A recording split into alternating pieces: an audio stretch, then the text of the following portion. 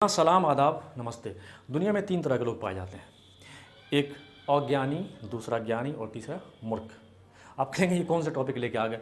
नहीं, मैं इस टॉपिक के ज़रिए, इस मज़मून के ज़रिए आपसे आपसे कुछ डायलॉग करना चाहता हूँ और आपके सामने कुछ पैगाम देना चाहता हूँ जो धार्मिक होगा, जो रिलीजियस टाइप का होगा और जो आजकल के सिनेरियो से बहुत ही रिलेटेड है। मैंने सोचा कि एक छोटा-सा पैगाम आपको दूँ इसके बारे में। तो मैंने 3 कैटेगरी गिनाई मनुष्यों की, इंसानों की दुनिया में। पहली कैटेगरी है अज्ञानी की। बहुत ज़्यादा डिफिनेशन में नहीं ले जाएंगे, बस एक जो फंडामेंटल डिफरेंस होता है इनमें, तो वो जानना है हमको।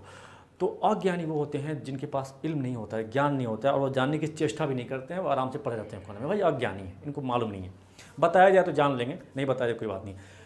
ज्ञानी वो होते हैं जिनको बहुत सारा चीज़ मालूम होता है लेकिन अपने आप को अज्ञानी समझते हैं। जब तक वो अज्ञानी नहीं समझेंगे अपने आप को तो ज्ञानी नहीं हो सकते हैं। ठीक है, बहुत सारा चीज़ मालूम होता है लेकिन अपने आप को अज्ञानी समझते हैं और समझते हैं कि मेरे पास कुछ है नहीं, और भी जानने की चेष्टा रहती है, तमन्ना रहती है कि और भी ज्ञान हमको आ जाए, और भी इल्म हमको आ जाए, और भी चीज़ों के बारे में हम समझ सकें। तो वो होते हैं ज्ञानी। तीसरी कैटेगरी है मूर्ख की। मूर्ख वो है जो होता है अज्ञानी लेकिन वो दिखाता है, शो करता है दुनिया को कि वो ज्ञानी है। तो जो अज्ञानी होकर के दुनिया को शो करने लगे, दिखाने लगे कि वो ज्ञानी है, वो समझ जाइए कुछ नहीं है, वो मूर्ख है। इसी तरह मूर्खता वाली काम जो करते हैं उन्हें मूर्ख कहलाते हैं। तो हर जगह, हर गांव, हर मोहल्ले में, हर शहर में, हर कंट्री में कुछ ना कुछ मूर्ख आपको मिल ही जाएंगे। तो फ़िलहाल हमारे यहाँ एक मूर्ख है जिसने एक काम किया है, उसने किताब लिखी, जिस किताब का नाम है मोहम्मद। तो उसका नाम भी लेना नहीं चाहते हैं लेकिन चूँकि आपको बताना है इसलिए नाम लेना चाहते हैं। वसीम रिजवी उसका नाम वैसे, हालांकि उसके नाम का असर उसके पर्सनालिटी में कुछ भी नहीं है। उसने एक किताब लिखी और एक प्रोपेगेंडा मशीन उसने चलाई हुई है आजकल, और एक एक्चुअली उसके पीछे एक मशीनरी है। कुछ लोगों की जो मूर्ख हैं, मूर्खों की टोली है, उसने उनको फीडअप किया है और वो लालच में, दुनिया की लालच में उसने बहुत सारे उल्टे सीधे बयान दिए हैं।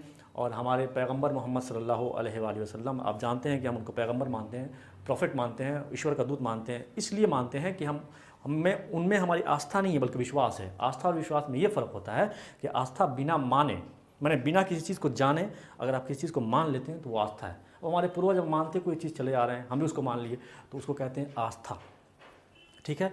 और विश्वास उसको कहते हैं जब हम कोई चीज़ मेरे सामने पेश किया जाए तो पहले हम उसको जानें, उसकी तहकीक करें, एनालिसिस करें, हमारी लॉजिक जो रीजनिंग हमारी माइंड की है अब ये गवाही दे कि हाँ ये चीज़ सही है लॉजिकली, तो हम उसको मानेंगे कि हाँ ये चीज़ ठीक है।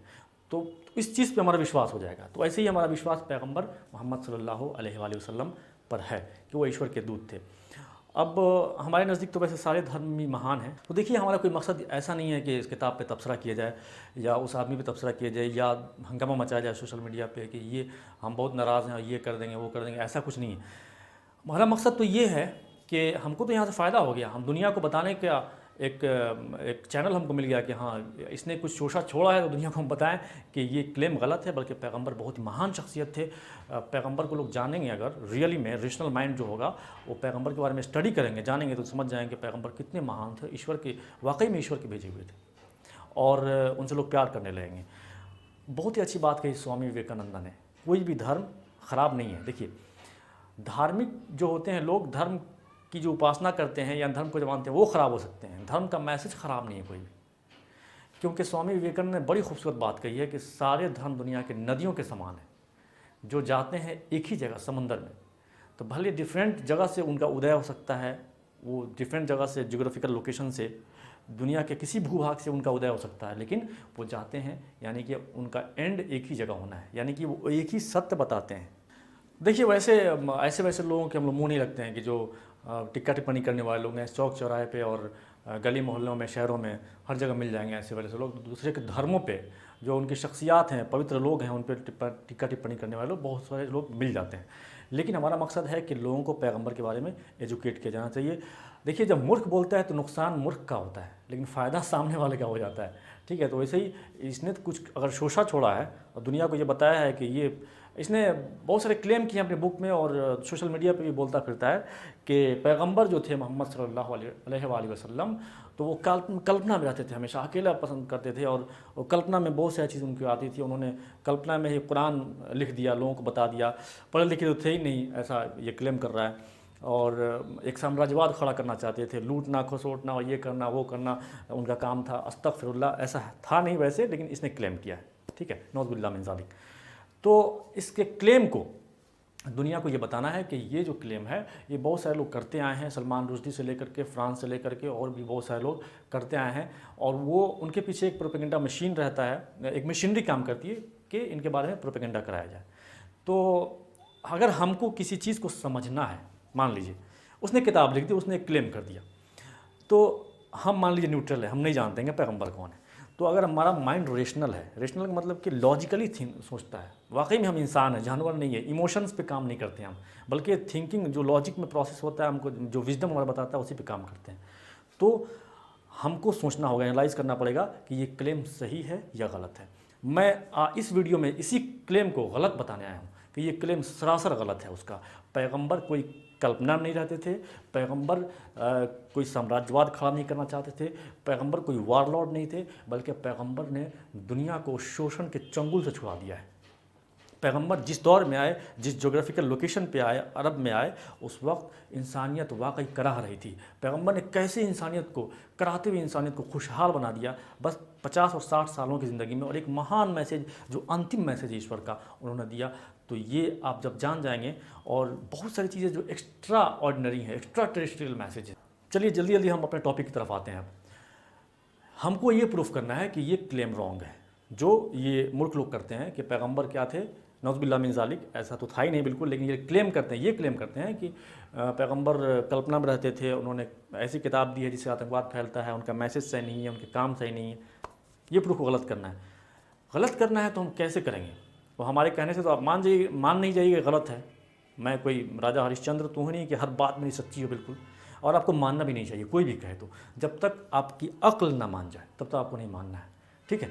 तो चलिए किसी चीज़ को प्रूफ करना है कि ये चीज़ सही है। हम ये प्रूफ करना चाहते हैं कि पैगंबर ईश्वर के आखिरी दूत थे, उन्होंने दुनिया को अच्छा पैगाम दिया है, उन्होंने बहुत अच्छे अच्छे काम किए हैं, ठीक है। तो मान लीजिए कि प्रूफ करना है कि ये सही है, तो हम पहले इसको प्रूफ कर देंगे, पहले हम हाइपोथेसिस करेंगे, मान लेंगे ये गलत है, मानते हैं ना XYZ, तो मान लीजिए कि ये चीज़ गलत है। और जब आखिर में जाने के बाद जब ये पता चलेगा, प्रोसेस होने के बाद से, बहुत सारा इन्फॉर्मेशन निकलने के बाद से, कि ये चीज़ जो हम माने थे ये तो गलत ही था, तो इसका उल्टा वाला बात सही हो जाएगा। उल्टा वाला बात क्या है कि ये जो है ये अच्छे आदमी थे, ठीक है, इन्होंने दुनिया को अच्छा पैगाम दिया, और ये महान थे, एक्स्ट्रा ऑर्डिनरी थे, एक्स्ट्रा टेरेस्ट्रियल थे, ठीक है।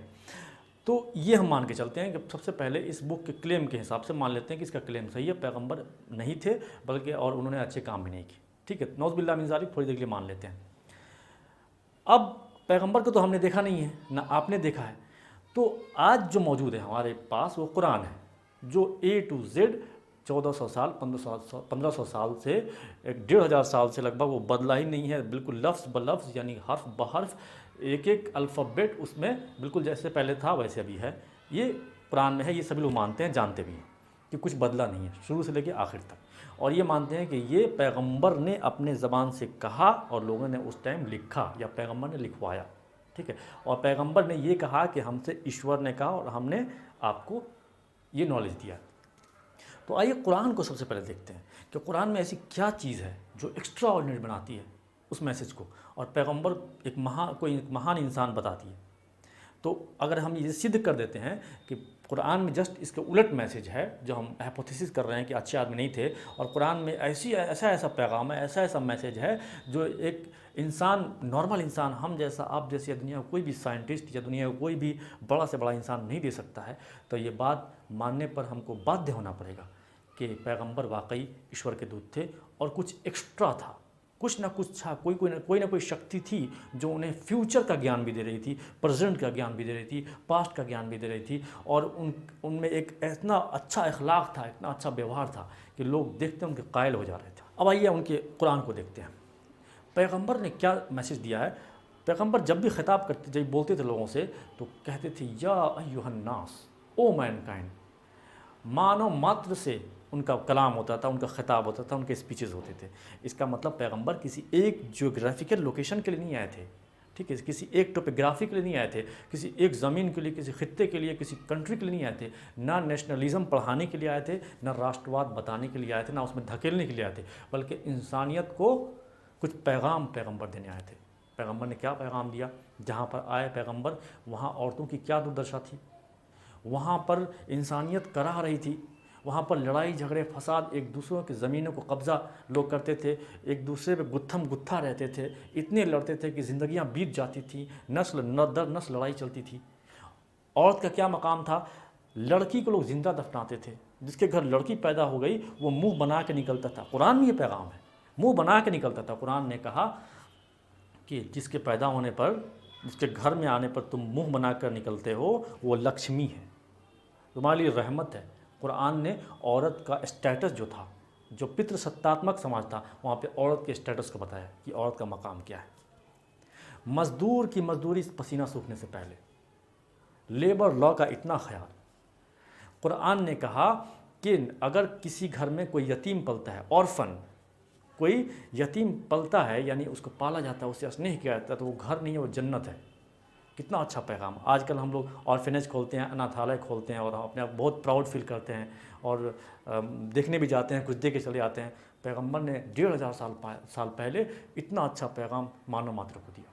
पैगंबर ने दुनिया को मैसेज दिया कि तुम्हारे पास अगर खाने पीने रहने के अलावा पैसा बच जाता है, धन दौलत इतना तुम्हारे पास है, बेशुमार दौलत है, तो वो जो ज़्यादा है ना एक्स्ट्रा, वो तुम्हारा नहीं है, बल्कि वो उनका है जो मजबूर है।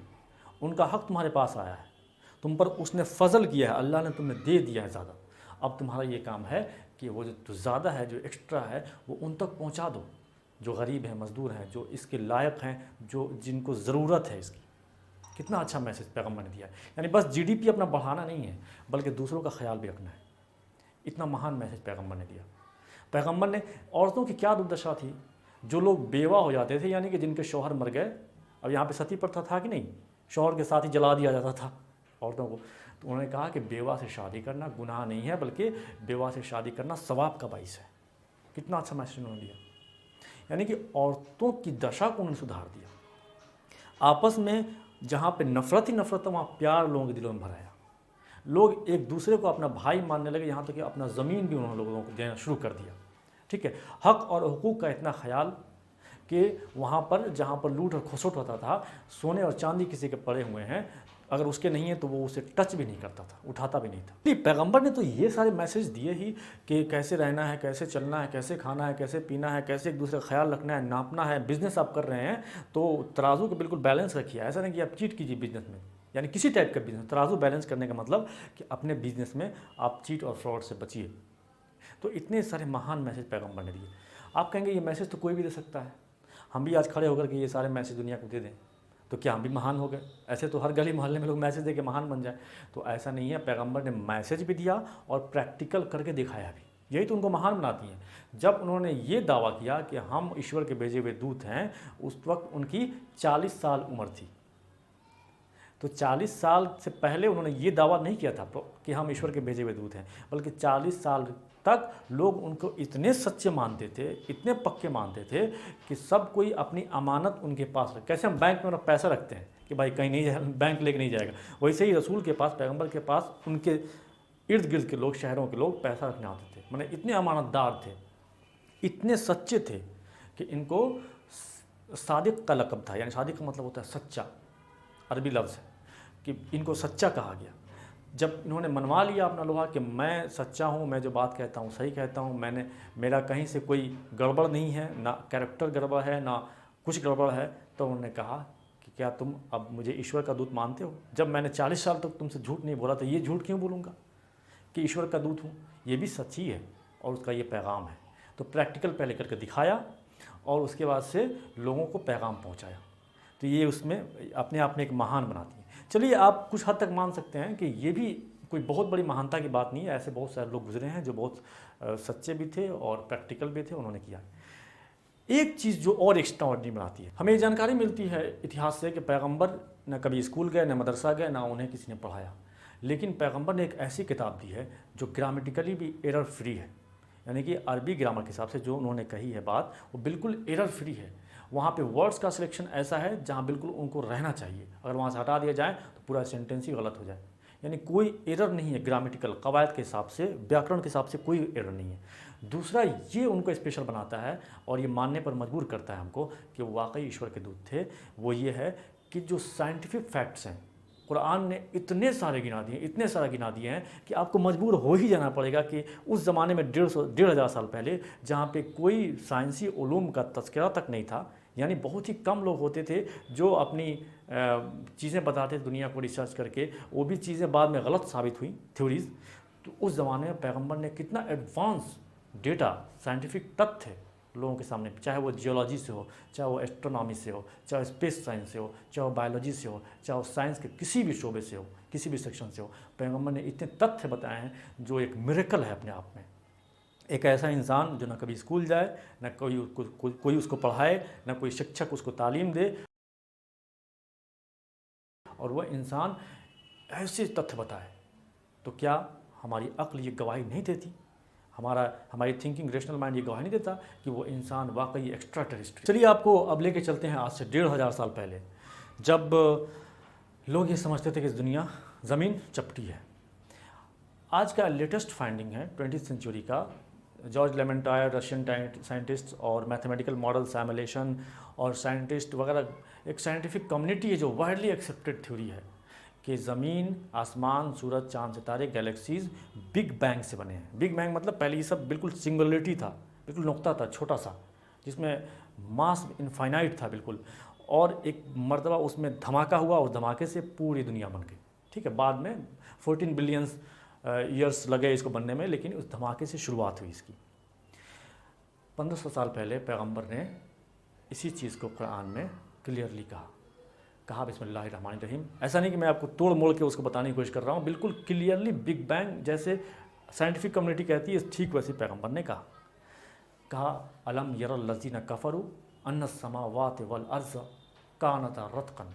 क्या ये लोग जो डिनाई करते हैं, इनकार करते हैं खुदा के होने से, ये नहीं समझते, ये नहीं जानते कि शुरुआत में जो भी चीज़ था बस सिंगुलरिटी था, सारे आसमान ज़मीन बस एक ही नुक्ते में थे, एक ही बॉल में थे। कानता रत्क़न फ़फ़तक़नाहुमा, तो हमने उन्हें खोल दिया। फ़तक़नाहुमा मतलब एक खोलना, ऐसा खोलना जो ब्लास्ट की तरह खुलता है, ब्लास्ट होता है किसी चीज़ में। वजअलना मिनल माए कुल्ल शैइन हय्यिन अफ़ला युमिनून, और हमने हर जानदार को, लिविंग थिंग को पानी से बनाया। बहुत बाद की फाइंडिंग है कि हर लिविंग थिंग पानी से, ज़्यादा मटेरियल पानी होता है, ज़्यादा परसेंटेज, और ये प्रीडिसेसर भी वही है, पानी है, मतलब सबसे पहले पानी में ही जीव का जन्म हुआ, समुद्रों में। शैवाल, एल्गी और अभी अमीबा, पैरामीशियम, एक कोशिकी जो यूनिसेलुलर लिविंग ऑर्गेनिज्म है, यानी कि हमारा भी डेवलपमेंट जो हुआ है यूनिसेलुलर से ही हुआ है, एक सेल से ही हुआ है। कुरान ने बहुत ही इसको वाज़ेह अंदाज में कहा है, और बिग बैंग की थ्योरी जो वाइडली एक्सेप्टेड है आज साइंटिफिक कम्युनिटी में, कोई उसे इनकार नहीं कर सकता। तो कुरान ने बहुत ही वाज़ेह अंदाज में आज से 1,500 साल पहले कह दिया था। तो है नहीं एक टाइप का मिरेकल आपको नहीं दिख रहा है इसमें? प्लैनेट्स के बारे में, प्लानिटरी मोशन, उनका ज्योमेट्री, उनकी ट्राजेक्ट्री, प्लानिटरी पाथ, किस पाथ पे प्लैनेट्स घूमते हैं, कौन किसका तवाफ़ करता है, कौन किसकी किनारे किनारे चक्कर लगाता है। ठीक है, ये बहुत बाद की थ्योरी है, यानी कि पहले टॉलमी की थ्योरी चलती थी जियोसेंट्रिसिज्म की, यानी कि ज़मीन बीच में है, उसके इर्द गिर्द सारी चीज़ें नाच रही हैं, वो जियोसेंट्रिज्म, वो भी ज़मीन चपटी लोग समझते थे। बाद में 1500 लगभग ईस्वी की बात है, 1600 ईस्वी की बात है कि कोपरनिकस और गैलीलियो, दूरबीन का इजाद हुआ, टेलीस्कोप का। कोपरनिकस ने ये कहा कि नहीं, हेलियोसेंट्रिसिज्म का थ्योरी दिया कि नहीं, सूरज बीच में है और उसके किनारे किनारे सब चीज़ घूम रहा है, हेलियोसेंट्रिसिज्म। उसके बाद आते हैं केपलर साहब ने ट्राजेक्ट्री है प्लैनेट्स की, ठीक है, प्लानिटरी मोशन के बारे में लोग बताते हैं कि ये प्लानिटरी ऐसा ऐसा मोशन, इलिप्टिकल पाथ होता है, कोई एक दूसरे को काट नहीं सकता है, कोई एक दूसरे के करीब नहीं जा सकता है, सबका अपना अपना पाथ है। कुरान ने इसी बात को वाज़ेह अंदाज में आज से 1,500 साल पहले कहा बिस्मिल्लाहिर्रहमानिर्रहीम वल्लज़ी खलक़ल लैला वन्नहार वश्शम्स वल्क़मर कुल्लुन फ़ी फ़लकिन यस्बहून। ये वही तो है तुम्हारा गॉड, तुम्हारा खुदा, तुम्हारा ईश्वर, कि जिसने दिन और रात को बनाया, सूरज, चाँद, सितारे, जितने भी ग्रह हैं उसने बनाए, और सब अपने अपने ट्राजेक्ट्री में, अपने अपने पाथ में आसमान में तैर रहे हैं। वश्शम्सो तजरी लिमुस्तक़र्रिन लहा ज़ालिक तक़दीरुल अज़ीज़िल अलीम। और जो सूरज का पाथ है वो इनके पाथ से थोड़ा डिफरेंट है, इसलिए कहा कि वश्शम्सो तजरी लिमुस्तक़र्रिन लहा। आज 20th सेंचुरी का रिसर्च है कि सूरज का जो पाथ है, इसको केपलर साहब भी नहीं बता सके थे, बल्कि बहुत ही लेटेस्ट फाइंडिंग है। अब तो बहुत ज़्यादा एडवांस हो गया है रिसर्च एनालिसिस, टेक्नोलॉजी के एडवांसमेंट होने से, ट्रांजिस्टर के ज़्यादा यूज़ होने से, टेलीस्कोप और बहुत सारी चीज़ें आ गई हैं हमारे पास, हबल टेलीस्कोप जैसे एडवांस टेलीस्कोप आ गए हैं। तो अब पता चला, पहले तो ये पता ही था कि सूरज हेलियोसेंट्रिसिज्म तक आके रुक गया था, कि सूरज बीच में बस ऐसे रुका हुआ है और चारों तरफ इसके साथ लोग ये जो प्लैनेट्स हैं, सूरज, चाँद, ज़मीन, चाँद और यूरेनस, मार्स, जुपिटर, ये उसका चक्कर लगा रहे हैं। लेकिन कुरान ने कहा वशम्सु तजरी लिमुस्तक़र्रिन लहा, सूरज भी घूमता है भाई। और आज साइंस कहती है कि सूरज जिस पाथ पे घूमता है, जिस ट्रैजेक्टरी पे घूमता है, उसका नाम है सोलर एपेक्स। उसका ट्रैजेक्टरी इनके ट्रैजेक्टरी से अलग है बिल्कुल। कुरान ने कितना वाज़ेह कर दिया 1500 साल पहले। ये कौन बता रहा है जो कभी स्कूल नहीं गए, जिनको किसी शिक्षक ने पढ़ाया नहीं, उन्होंने ये कहा वल कमर क़द्दरनाहु मनाज़िला हत्ता आद कल उर्जूनिल क़दीम, और चाँद का पाथ जो भी वो अलग है सूरज के पाथ से, और अपने अपने डिफरेंट स्टेजेस पे ये ऐसा दिखाई देता है जैसे खजूर के टहनी की तरफ हो जाता है, बिल्कुल पतला, कभी मोटा, कभी बड़ा। ये इसलिए होता है कि डिफरेंट इसका जो पाथ है उस पाथ पे डिफरेंट जगह से उसका डिफरेंट व्यू हम देख सकते हैं। कितना एक एडवांस रिसर्च जो डेटा है वो 1500 साल पहले बताया गया। लशम्स यंबग़ी लहा अन तुदरिकल क़मर वल्लैलु साबिक़ुन नहार वकुल्लुन फ़ी फ़लकिन यसबहून। न ये होता है कि चाँद सूरज को पकड़ ले, सूरज चाँद की पाथ पे आ जाए, या दिन से पहले रात हो जाए, रात से पहले दिन हो जाए, कोई गड़बड़ नहीं है। इतना सिस्टम है, इसलिए है कि सबका अलग अलग ट्राजेक्ट्री है, जो केपलर साहब ने बताया बहुत बाद में कि ट्राजेक्ट्री है सबका अलग अलग, कोई किसी को काट नहीं सकता है, और सब एक दूसरे की ट्राजेक्ट्री से अलग अलग अपने अपने ट्राजेक्ट्री में, अपने अपने पाथ में प्लैनेटरी मोशन कर रहे हैं, घूम रहे हैं। कुल्लुन फ़ी फ़लकिन यसबहून, आसमान में सब तैर रहे हैं, पैर रहे हैं। ठीक है, फिर फरमाया बिस्मिल्लाहिर्रहमानिर्रहीम वस्समाअ बनैनाहा बिअयदिन व इन्ना लमूसिऊन, और हमने इस आसमान को अपने क़ुव्वत कुदरत से बनाया, अपने माइट से बनाया। व इन्ना लमूसिऊन, और इसको हम फैला रहे हैं, इसका एक्सपेंसन हो रहा है। ये कितनी बड़ी बात कह दी। अब जो आज हम देखते हैं 20th सेंचुरी का जो मैथमेटिकल मॉडलिंग के से ये डेटा आया है, और उसके बाद से टेलीस्कोप के इजाद से, जो एडवांस टेलीस्कोप से ये पता चला कि ज़मीन, ये जो पूरा गैलेक्सी है, पूरा हमारा यूनिवर्स जो है फैल रहा है, यानी कि बहुत ही तेज़ी से एक दूसरे से अलग जा रहे हैं, कई हज़ार किलोमीटर से। पहले तो पता ही नहीं था कि सूरज चल रहा है, लेकिन बाद में पता चला सूरज चलता भी है, वो भी 72,000 किलोमीटर प्रति घंटा की रफ्तार से, पर आवर सूरज चल रहा है अपने ट्राजेक्ट्री पे। ठीक है, जिसको जो एंड्रोमेडा गैलेक्सी है उसका चक्कर लगा रहा है। ये तो कुरान ने पहले ही बता दिया था, बहुत ही लेटेस्ट फाइंडिंग है ये। उसके बाद से अब आइए, लोग कहते हैं कि एक्सपैंडिंग यूनिवर्स ऑफ आइंस्टाइन, क्योंकि आइंस्टाइन ये थ्योरी दी थी कि यूनिवर्स एक्सपैंड कर रहा है, यूनिवर्स का एक्सपेंशन हो रहा है। बहुत ही लेटेस्ट फाइंडिंग है, मैथमेटिकल इक्वेशन से और उसके बाद सिमुलेशन से और बहुत सारा रिसर्च जो डेटा है टेलीस्कोप का, उससे पता चला कि हाँ, एक दूसरे से गैलेक्सीज दूर जा रहे हैं बहुत ही तेज़ी के साथ। कुरान ने कहा वह इन्ना लमूसिऊन, ये हम हैं जो इनको फैलाते हैं। बना तो दिया, उसके बाद वसअत भी दे रहे हैं, फैला भी रहे हैं बहुत तेज़ी से। ठीक है, खुदा का ये दावा है। फिर इरशाद होता है कहीं बिस्मिल्लाहिर्रहमानिर्रहीम। अब देखिए, जितने भी स्पेस साइंस के जो रिसर्च हैं जो 20th सेंचुरी में आए, 19 में, 15, 16 सेंचुरी में आए, वो कुरान ने 1500 साल पहले पैगंबर ने बता दिया। बिल्कुल हर चैप्टर में लगभग 700 to 800 ऐसी वर्सेस हैं जो स्पेस साइंस पे हैं, सिर्फ स्पेस साइंस पे, और साइंस तो छोड़ दी। वर्ड्स का ऐसा सिलेक्शन है जो ग्रामेटिकल भी सही है और एस्ट्रोलॉजी के हिसाब से, एस्ट्रोनॉमी के, एस्ट्रोफिजिक्स के, स्पेस साइंस के हिसाब से बिल्कुल ये सही है। अगर ऐसा नहीं होता तो एस्ट्रोनॉमी के, एस्ट्रोफिजिक्स के हिसाब से ये गलत हो जाता। तो एक ऐसा इंसान जो जब बात करे तो साइंस के हिसाब से भी करेक्ट हो, ग्रामर के हिसाब से भी करेक्ट हो, ये कैसे पॉसिबल हो सकता है? उस वक्त बात करें जब कोई साइंटिफिक डेटा, कोई रिसर्च नहीं है। कहा रब्बुल मशारिक, यानी कि लॉर्ड ऑफ द ईस्ट्स, यानी कि दुनिया में सिर्फ एक पूरब नहीं है, कई पूरब है। ठीक है, अब दुनिया, मान लीजिए ज़मीन ऐसे चपटी है, तो यहाँ जो सूरज उगा, यहाँ डूबा। ठीक है, तो जहाँ से सूरज उगता है उसको कहते हैं ईस्ट, यानी पूरब। पूरब किसको कहते हैं? जहाँ से सूरज उग रहा है तो भाई पूरब में है, और जहाँ डूब रहा है तो कहाँ? पश्चिम में है। अब मान लीजिए गोल है तो इस पॉइंट पे एक ही जगह पूरब भी होगा और एक ही जगह इसी कोऑर्डिनेट पे पश्चिम भी होगा। क्यों? कि कहीं से उग रहा है, ठीक है, तो कहीं डूब भी तो रहा है वो। ठीक है। तो एक ही जगह पे एक ही टाइम में पूरब भी है वो पॉइंट और अपने आप में पश्चिम भी है पॉइंट। ये तभी पॉसिबल है कि जब ज़मीन गोल हो, चपटी नहीं हो। तो ये कॉन्सेप्ट जो ज़मीन चपटी है पैगंबर के दौर में भी प्रिवेलेंट था, ठीक है, और लोग उस पर झगड़ा भी कर लेते थे, मारते भी थे। कोपरनिकस और गैलीलियो की कहानी आप सुने ही होंगे, उन्होंने बता दिया ज़मीन चपटी नहीं, ज़मीन गोल है। तो चर्च वाले कितने उसके पीछे पड़ गए थे। कुरान ने 1500 साल पहले बता दिया ग्रामेटिकली और एस्ट्रोनॉमी के हिसाब से भी कि ज़मीन गोल है, ज़मीन चपटी नहीं है। वजअलना अस्समाअ सक़फ़न महफूज़न वहुम अन आयातिहा मोरिज़ून, कि हमने तुम्हारे लिए आसमान को एक मजबूत छत बनाया है।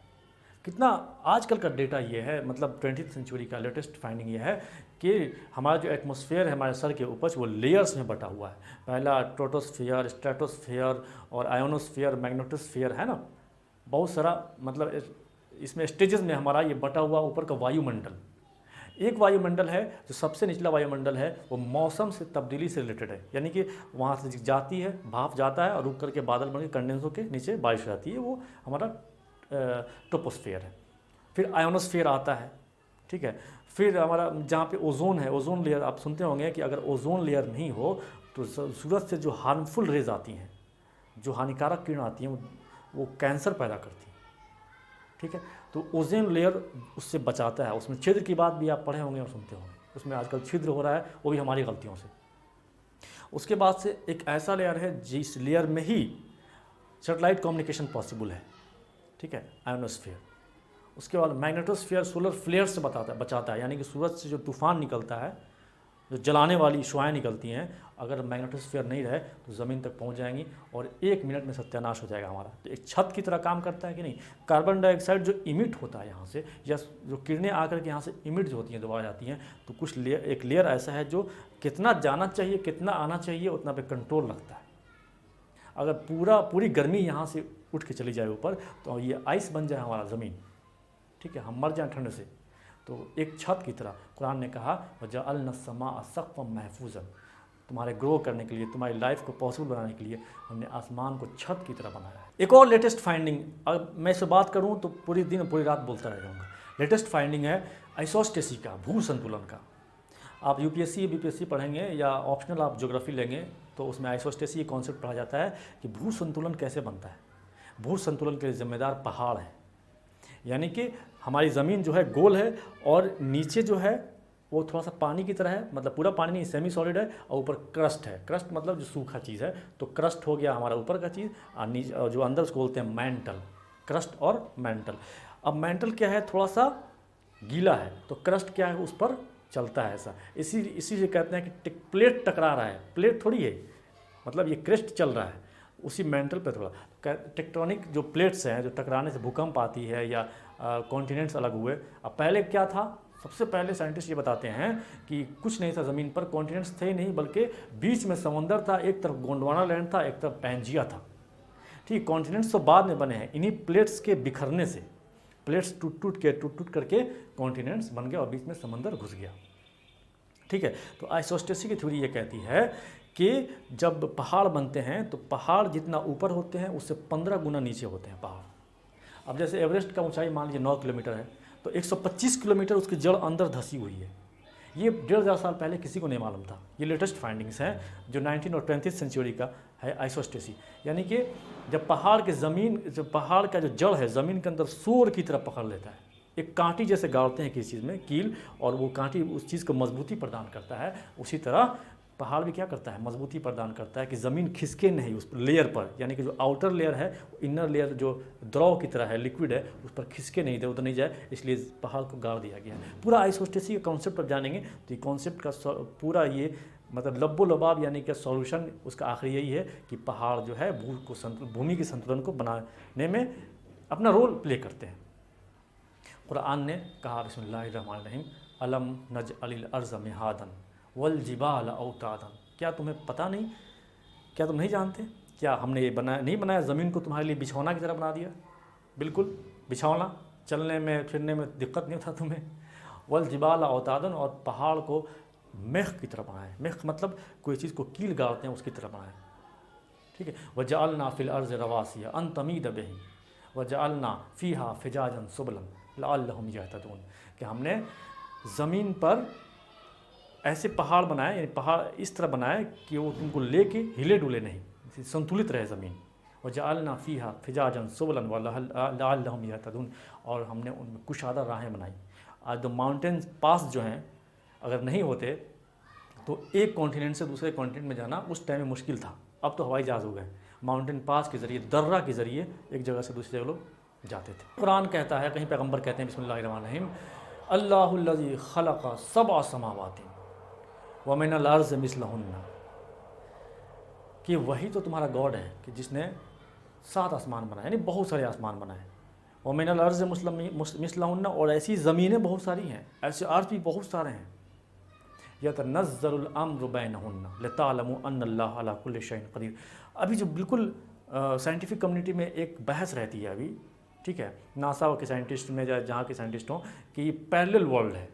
मतलब मैथमेटिकल इक्वेशन पूरा नहीं होता जब तक हमें ये एजम्पशन करके नहीं चले कि भाई पैरेलल वर्ल्ड है, यानी कि ये हमारा ज़मीन, हमारी ज़मीन है तो कोई और भी ज़मीन होगी, ट्विन इसका, कोई और इनफाइनाइट बिल्कुल इसके कॉपीज़ होंगे। हम हैं तो हमारा भी ट्विन, हमारा भी कॉपी होगा। अभी तक लोग, ये थ्योरी है, बस फैक्ट तो नहीं है, लेकिन लोग इस पर बहस कर रहे हैं। कुरान ने कहा कि हमने पैरेलल वर्ल्ड बनाए हैं। मिनल अर्ज़ मिस्लहुन्ना सबअ समावाति में मिनल अर्ज़ मिस्लहुन्ना, कि जैसे ये यूनिवर्स है वैसे ही पैरेलल यूनिवर्स बहुत सारा, मल्टीवर्स का कॉन्सेप्ट कुरान ने दिया। कितनी लेटेस्ट फाइंडिंग है। कुरान ने 1500 साल पहले इंसानियत को आगाह किया। मैं स्पेस साइंस और एस्ट्रोनॉमी की बात करूं तो शायद महीनों निकल जाए, लेकिन ख़त्म नहीं है। कुरान ने इतने सारे फैक्ट्स दिए हैं। अब आइए थोड़ा नज़र डालते हैं कुरान ने क्या फ़ैक्ट दिया है कोई और साइंस के बारे में। कुरान ने क्रिएशन ऑफ ह्यूमन बीइंग के बारे में कहा, बिस्मिल्लाहिर्रहमानिर्रहीम, व अन्नहु खलक़ज़्ज़ौजैनि ज़कर वल उन्सा, कि वही तो है जिसने मेल और फीमेल बनाए, मिन नुतफ़तिन इज़ा तुमना, स्पर्म से। लेटेस्ट फाइंडिंग ये साइंस हम कहती है, हम लोग भी पढ़ते हैं 8वें 9वें 10वें क्लास में पढ़िएगा, कि जो क्रोमोसोम होता है, डीएनए जो होता है आदमी के सेल में, सेल सबसे छोटा चीज़ है, उसमें डीएनए होता है, उसमें क्रोमोसोम होता है, और उनकी जोड़ी होती है 23 जोड़ी। उसमें मर्द में XY होता है और औरत में यानी फीमेल में सिर्फ Y होता है। तो जो मर्द का जो है स्पर्म वही जिम्मेदार होता है बनाने में कि जो पेट में बच्चा पल रहा है वो क्या होगा, मेल होगा या फीमेल होगी। तो कुरान ने इसको पहले ही कह दिया कि मिन नुतफ़तिन इज़ा तुमना, ये स्पर्म डिसाइड करता है कि मेल होगी या फीमेल। फिर कुरान ने जो एम्ब्रियोजेनेसिस है, जो प्रोसेस है, कैसे बच्चा मेल और फीमेल का मिलन होने के बाद से स्पर्म और एग का जो फ्यूज़न होता है, उसके बाद से ब्लास्टोसिस्ट और उसके बाद सेल डिवीज़न होता है, उसके बाद जो प्रोसेस है बेबी के डिलीवर होने तक का प्रोसेस कुरान बताता है। बिस्मिल्लाहिर्रहमानिर्रहीम, वलक़द खलक़नल इंसान मिन सुलालतिन मिन तीन। नहीं, सबसे पहले जब इंसान बना होगा, जब कोई मेल फीमेल नहीं होगा, तो सिंगल सेल से एकदम बिल्कुल। आज भी एक अमीबा पैरामीशियम जैसे सिंगल सेल जीव हैं जो एग्जांपल हैं कि हाँ वो एक्सिस्ट करते हैं। तो पहले इंसान जैसे ही रहा होगा, किसी नाले में, किसी कचड़े में, शैवाल एल्गी की शक्ल में रहा होगा, सिंगल सेलुलर, ठीक है। लक़द खलक़नल इंसान मिन सुलालतिन मिन तीन सुम्मा जअलनाहु नुतफ़तन फ़ी क़रारिन मकीन। उसके बाद से हमने इसके नुतफ़ा को एक अच्छी ऐसी जगह रखा जो बिल्कुल स्पेशल है। फ़िलिपियन ट्यूब तो लोग टेस्ट ट्यूब भी बना सकते हैं आप, लेकिन जो गर्भाशय होता है, जो यूटेरस होता है, वैसा आप इन्वायरमेंट क्रिएट नहीं कर सकते आर्टिफिशियली। ऐसा इन्वायरमेंट माँ के रहम में होता है, यूटेरस में। फ़ी क़रारिन मकीन सुम्मा खलक़ना नुतफ़ता अलक़तन। उसके बाद से हमने क्या किया, उस नुतफ़े को अलक़ा बनाया। अलक़ा मतलब अब सेल डिवीज़न शुरू होता है, कुरान इसके बारे में इशारा करता है। फ़ख़लक़ना नुतफ़ता मुज़ग़तन फ़ख़लक़नल मुज़ग़ता इज़ामन फ़कसौनल इज़ाम लहमन। उसके बाद से हड्डी बनती है। साइंस भी यही कहती है आज कि सबसे पहले रीढ़ की हड्डी बनती है, फ़कसौनल इज़ाम लहमन। उसके बाद से फ्लैश बनना शुरू हो जाते हैं। सुम्मा अंशाना व खलक़ना आखर। उसके बाद से हम एक पूरा बच्चा बनाते हैं। टाइम स्पैन होता है, ये प्रोसेस होता है, पूरा बच्चा इस तरह तैयार होता है। तबारकल्लाहु अहसनुल खालिकीन। तो सारी बड़ाई तो उसी के लिए जो बेस्ट ऑफ क्रिएटर्स है। 1500 साल पहले ये जो एम्ब्रियोजेनेसिस का प्रोसेस है पैगंबर बता रहे हैं। न कभी स्कूल गए, न किसी शिक्षक से पढ़ा, और उस वक्त साइंस इतनी तरक्की भी नहीं की थी कि एम्ब्रियोजेनेसिस के पूरे प्रोसेस को बता सके, सेल डिवीज़न, ब्लास्टोसिस्ट से लेकर के और बेबी फॉर्मेशन तक कुरान ने ये बताया है। तो अब ज़्यादा वक्त लेते हुए नहीं, बल्कि अब हम इस मोड़ पे पहुँचे हैं कि अब डिसाइड करना है कि हमने जो हाइपोथेसिस किया था कि पैगंबर आम इंसान थे, उन्होंने गलत काम किए थे, ये हमारा हाइपोथेसिस जो हमने जीरा किया है, डिबेट किया है, जो बहस की है और जो फैक्ट्स और फाइंडिंग्स मिले हैं कुरान से, बिल्कुल इस हाइपोथेसिस के अपोजिट है, ख़िलाफ़ है। इसलिए हमारा मानना गलत हो गया कि पैगंबर एक ऑर्डिनरी इंसान थे, उन्होंने गलत काम किए थे, बल्कि अब उसके जस्ट उल्टा ये सिद्ध हो गया, प्रूफ हो गया कि पैगंबर एक महान इंसान थे और उनके पास नॉलेज का एक बहुत बड़े ज्ञानी इंसान थे। और ऐसा ज्ञान नहीं जो पढ़ के मिला हो, बल्कि ऐसा ज्ञान जो उन्हें ईश्वरीय ज्ञान हो, वो मिला है। तभी तो पैगंबर ने इतने बड़े बड़े फाइंडिंग्स को कुरान में 1500 साल पहले ही बता दिया। अभी तो मैंने चंद फाइंडिंग्स गिनाए हैं, बल्कि हर चैप्टर में ऐसे सैकड़ों फाइंडिंग्स आपको मिल जाएंगे। तो हमारा ये मानना गलत हुआ और ये सिद्ध हो गया कि पैगंबर एक महान इंसान थे और ईश्वर के भेजे हुए दूत। अगर आपको ये पैगाम अच्छा लगा हो तो अपने दोस्तों को भी ये पैगाम शेयर कर सकते हैं। हम तो यही कहेंगे कि हेट से बचिए, प्रोपेगेंडा से बचिए। अब ज़माना प्रोपेगेंडा का नहीं रहा, अब ज़माना नॉलेज का है, साइंस का है। साइंटिफिक माइंड अगर आपके पास है, रेशनल माइंड है, तो आप किसी भी तथ्य तक बहुत ही आसानी से पहुंच सकते हैं। फ़कत वस्सलाम।